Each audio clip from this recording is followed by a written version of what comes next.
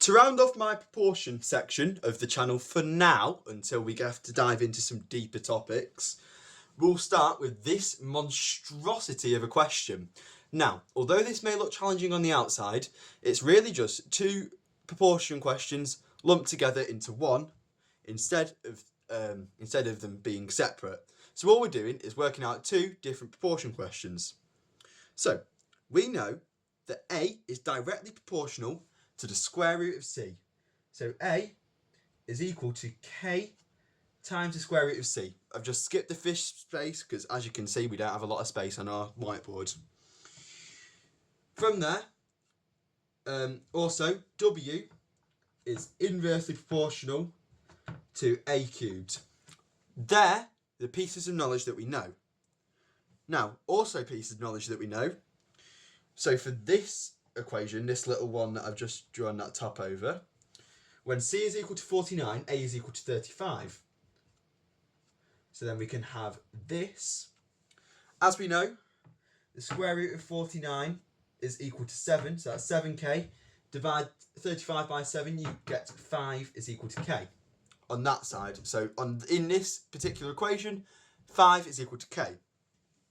Now, if we do the same for this equation, we can work out that when A is equal to 2, W is equal to 16. 16 is equal to k over 2 cubed, so that's 8. So then we can have 128 is equal to k. So now we know k for that equation. Now we need to start with this. So if we want to work out W, which is on this side of the equation, which is on this side of these quote-unquote simultaneous equations. They're not really simultaneous equations, but you can sort of see where I'm coming from. When A is equal to 2, find W when C is equal to 4. C and W do not have a matching equation, so we need to take the values from this side to this side. So you can start off, C is equal to 4. A is equal to 5 times, because K is equal to 5, 5 times 4, root 4. So then if we square 4, we get 2, and 5 times 2 is equal to 10. So we now know A is equal to 10.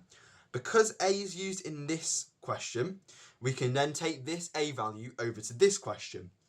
So we can try and find W when A is equal to 10 and K is equal to 128. So W is equal to 128 over 10 cubed, which, as you know, is 1,000. Now, we can't just leave it as this because it's divided by 1,000. Say you were dividing by something like 527.